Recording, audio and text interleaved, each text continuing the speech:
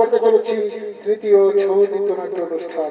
আর তৃতীয় ছৌ নৃত্যনাট্য অনুষ্ঠানে আমরা যে ছৌ নৃত্যনাট্যকলা পরিবেশন করব সেই ছৌ নৃত্যনাট্যকলা হলো 2024 সালের সম্পূর্ণ নতুন ছৌ নৃত্যনাট্যকলা।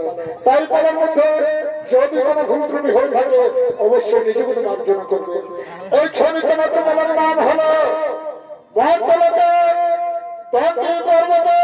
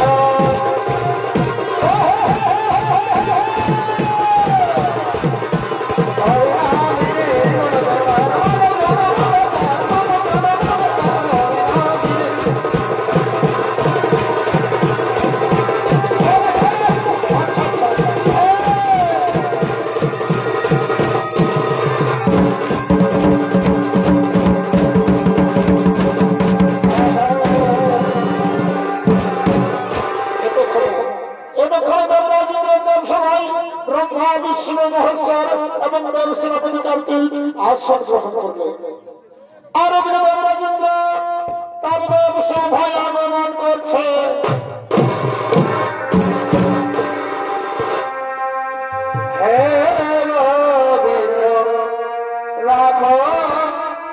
চরণে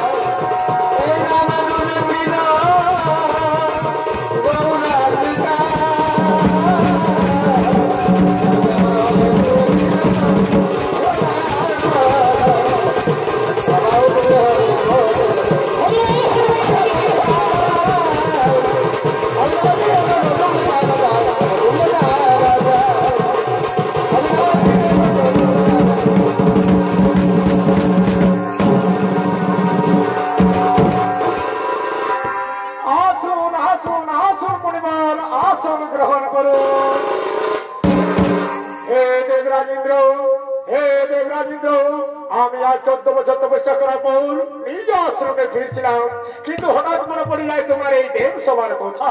তাই আমি বড় আশা নিয়ে তোমার দেব সভায় আগমন করেছি, এই দেব সভায় উর্বশীদের নৃত্যকে দেখবো বলে। তাই হে দেবরাজেন্দ্র, এই দেব সভায় উর্বশীদের নৃত্য রীতির করো আয়োজন, মম মনোবাঞ্ছা তুমি করো পুরো। হে মুনিবর, হে মুনিবর, এই সামান্যতম মনোবাঞ্ছা আমারই শুনো, কৃপা করে নিজ আসন করুন গ্রহণ, এক্ষুনি আপনার মনোবাঞ্ছা করিব পূরণ।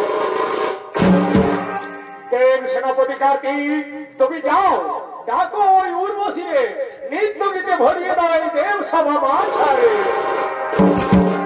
যথা আদেশ মহারাজ, আমি এক্ষুনি দেখে দিচ্ছি ওই উর্বশীরে।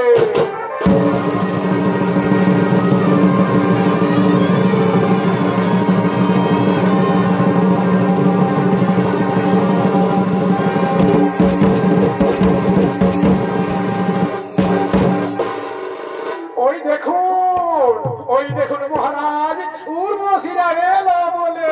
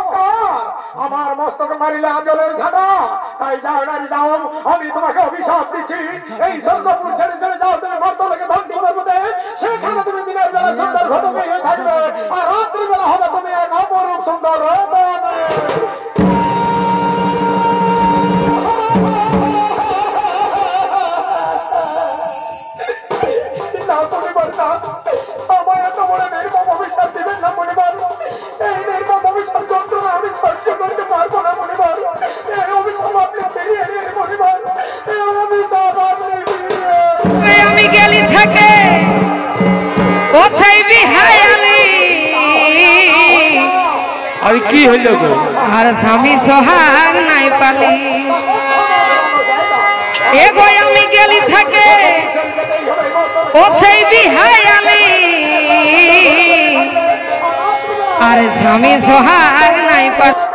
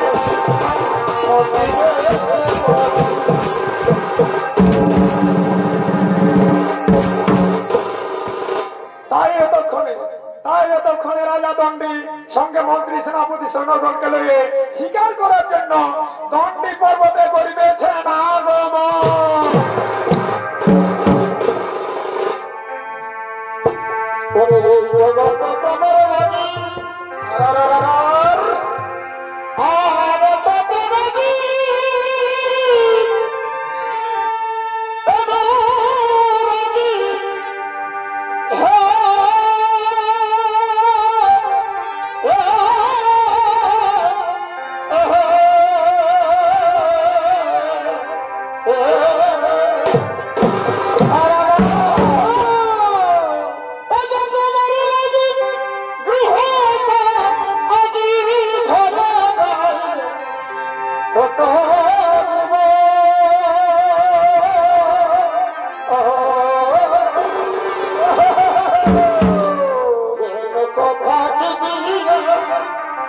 ভাবন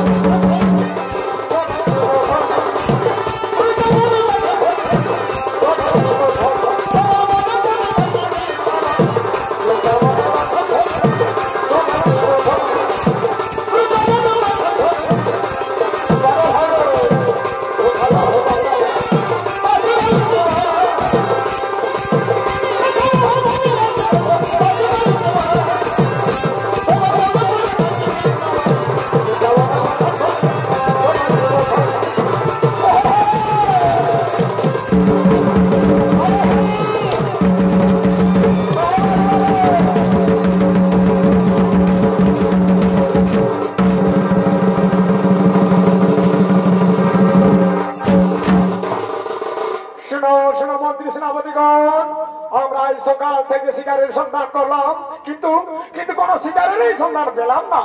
তাই এখন সময় গোধূলি বেলা, সূর্য প্রায় অস্তাচলে। তাই আমরা শিকার না করে কি করে বাড়ি ফিরি ভাই? তাই চলো আমরা আরো গভীর জঙ্গলের দিকে এগিয়ে যাই। হ্যাঁ মহারাজ, আপনি ঠিক বলেছেন, চলুন আরো আমরা গভীর জঙ্গলের দিকে এগিয়ে যাই। কিন্তু মনে রেখো মন্ত্রী সেনাপতিগণ, ওই গভীর জঙ্গলে আমরা যে শিকার পাবো সেই শিকার যদি করে পলায়ন, তবে যার দিক দিয়ে করিবে পলায়ন তারই হবে শিরচ্ছেদ।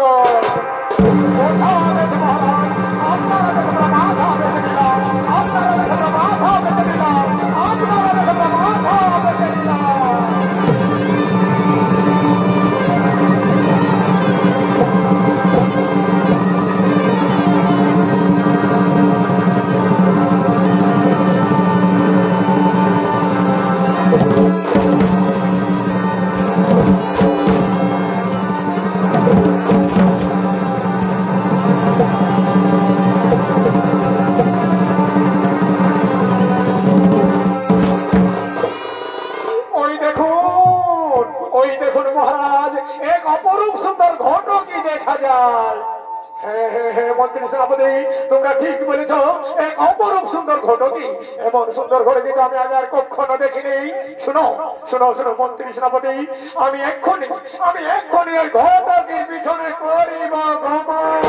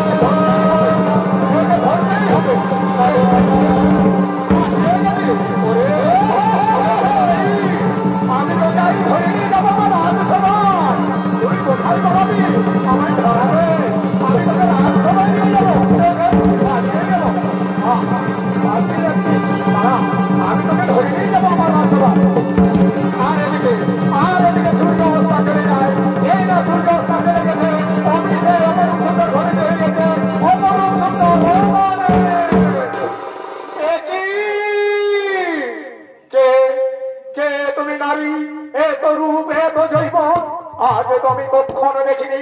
বলো বলো বলো রমণী, বলো সত্যি করে বলো তোমার আসল পরিচয়। হে রাজন শুনবেন, শুনবেন আমার আসল পরিচয়। তাহলে শুনুন রাজন, আমার আসল পরিচয়। আমি হলাম এক অভিশপ্তা নারী। দিনের বেলায় আমি সুন্দর ঘটকী হয়ে থাকি, আর রাত্রি বেলা আমি হয় এক অপরূপ সুন্দর রমণী। আমায় আপনি পথ ছেড়ে দিন রাজন, আমায় আপনি পথ ছেড়ে দিন।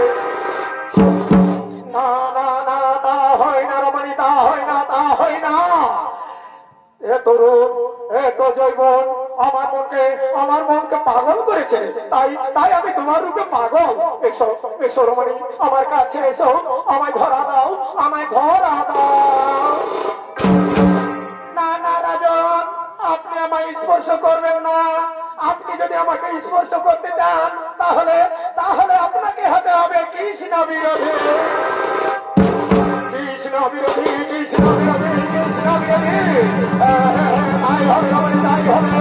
আমি হব কৃষ্ণ বিরোধী, কিন্তু তোমার বড় সুন্দরী রমণীকে আমার দেহে মৃত্যু রক্ত থাকছে। আমি নাই যেতে দেবো তোর পুরুষের কাছে। এসো এসো রমণী, আমার কাছে এসো, আমার ধরা দাও, আমায় আলিঙ্গন দাও, আমায় আলিঙ্গন দাও।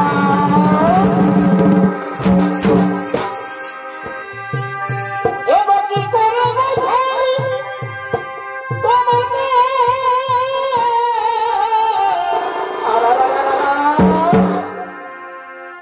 আমার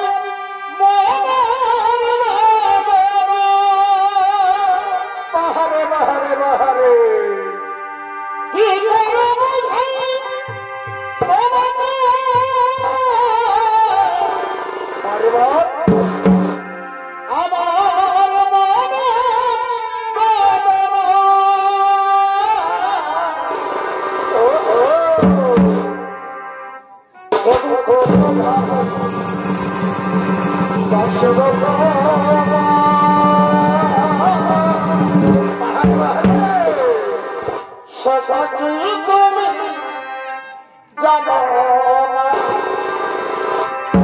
সত্যি বলছো, কত ভালো বাসু যত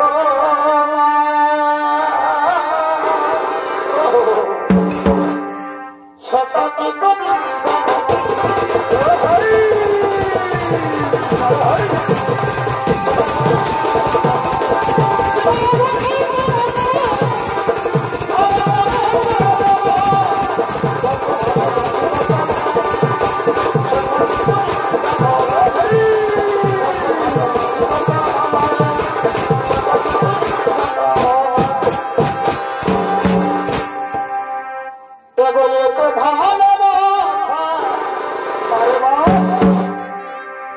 আমার মেয়ে না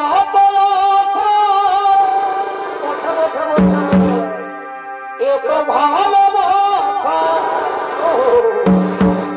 আমার মেয়ে না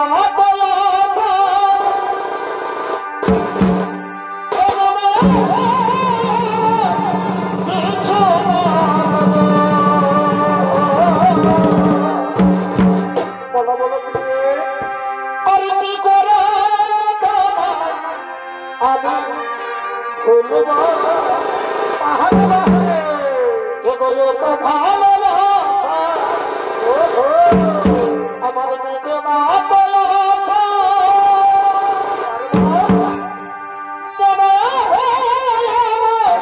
কিছু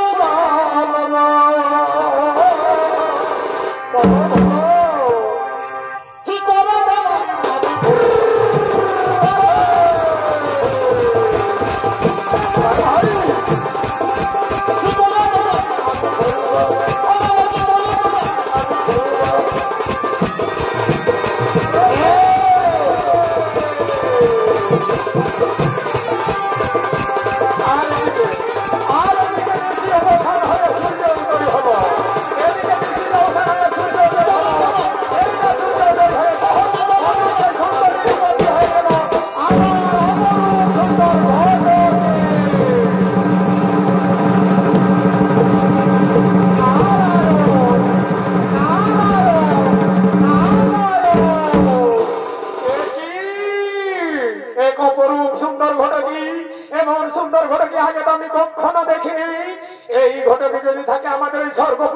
তাহলে স্বর্গপুর আলো করে রাখবে। নারায়ণ নারায়ণ নারায়ণ।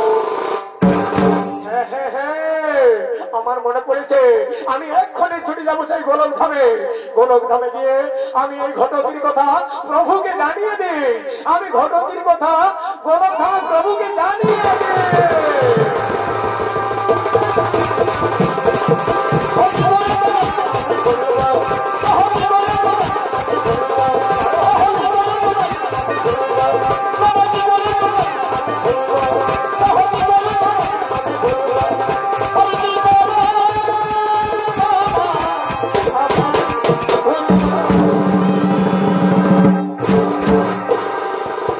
তাই এতক্ষণে গোলকপতি নারায়ণ, এতক্ষণে গোলকপতি নারায়ণ গোলক ধামে করিতেছেন আগমন।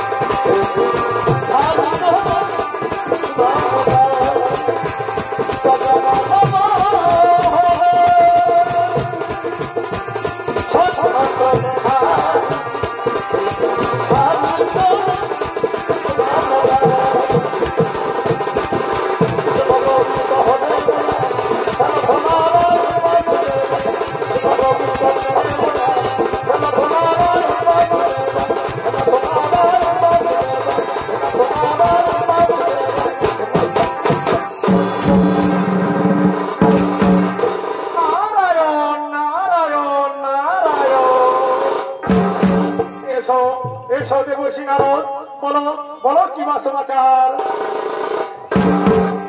ঠাকুর নারায়ণ, আমি গিয়েছিলাম মর্তলোকে দণ্ডী পর্বতে দণ্ডিরাজের গৃহে।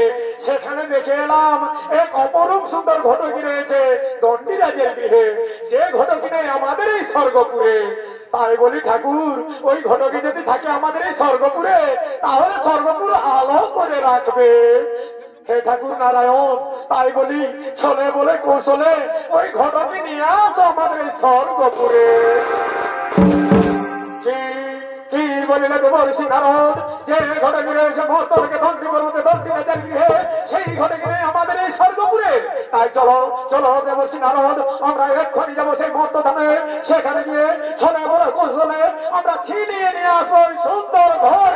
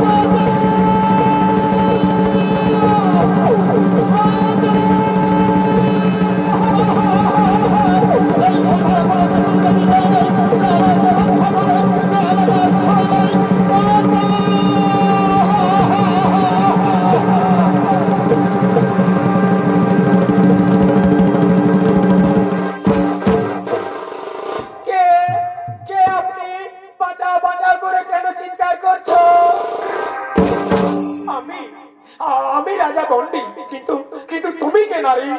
হে রাজন, আমি হলাম কৃষ্ণ ভগিনী দ্রৌপদী। আমি আপনাকে আশ্রয় দেব রাজন, আমি আপনাকে আশ্রয় দেব। হে দ্রৌপদী, তোমার ভ্রাতা কৃষ্ণ আমায় করেছে বিতাড়ন, আর আশ্রয় দেবে তুমি? হে রাজন, হে আমি আপনাকে আশ্রয় দেব। আপনি নিশ্চিন্তে আমার গৃহে করো আগমন, নিশ্চিন্তে আমার গৃহে করো আগমন। কোথায় পঞ্চ পাণ্ডব গো, তাড়াতাড়ি ছুটে এসো।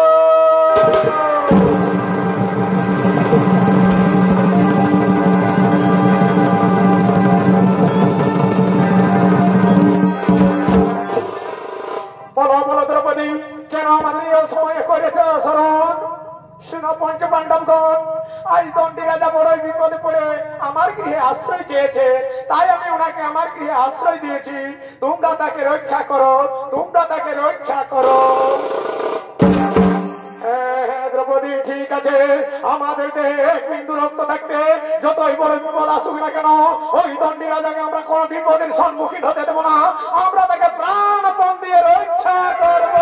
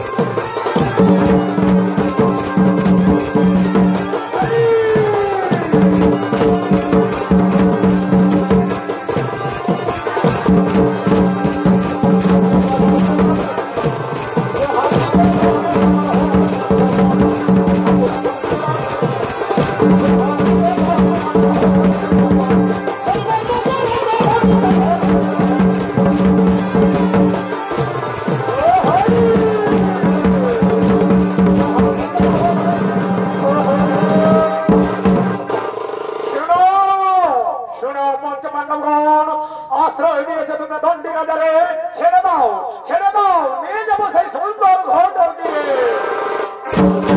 না না সোখা, না, তা হয় না, তা হয় না। আশ্রয় দিয়েছে দ্রৌপদী দণ্ডী রাজারে, তাই আমাদের দেহে এক বিন্দু রক্ত থাকতে আমরা দেব না সেই সুন্দর ঘটক দিয়ে। শোনো শোনো পঞ্চপাণ্ডবগণ, স্বেচ্ছায় যদি নেই দিবে এই সুন্দর ঘটকে, তাহলে তাহলে আমি জোর করে ছিনিয়ে নিয়ে যাবো সুন্দর ঘটক দিয়ে। ঠিক আছে সোখা, ঠিক আছে, তাই হবে। এই সময়ের ক্ষেত্রে দেখা যাক কার মধ্যে কত শক্তি ধরে।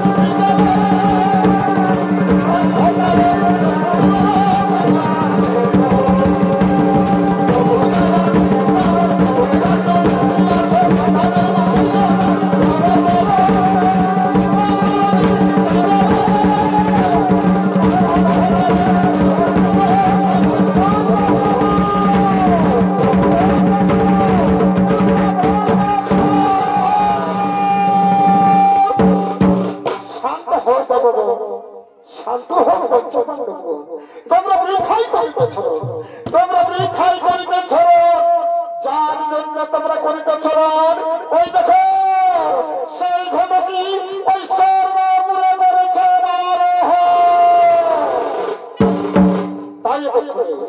তাই দেখো দণ্ডী পর্বতে পঞ্চপাণ্ডবদের পঞ্চমান শ্রীকৃষ্ণ দণ্ডী রাজা অষ্টমন্ত্র দুজন হয়েছিল দুজন, তাই সেখান থেকে অনুসন্ধানী সাত মুক্ত হয়ে সর্বপুরে করেছিলেন আরোহণ। তাই সমাপ্ত হলো আমাদের ছয় নৃত্যনাট্য নিবেদন। মহাত্মালোকে দণ্ডী পর্বতে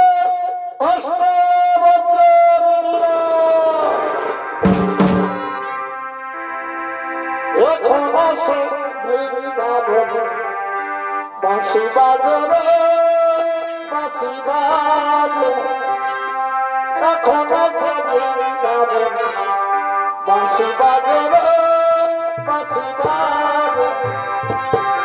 কালার বাঁশি শুনে বনে বনে, বাঁশি শুনে বনে বনে, মামুর বাজে রে বাঁশি বাজে, এখনো সে বৃন্দাবন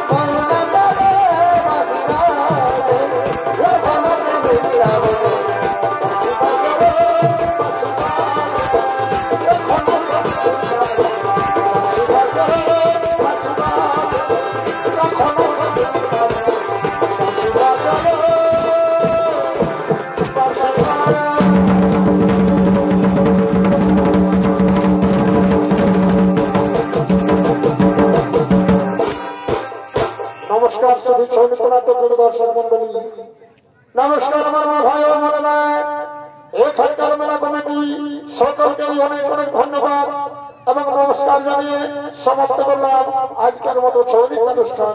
নমস্কার, জয় শ্রী শম্ভু, জোহার, দণ্ডবোধ।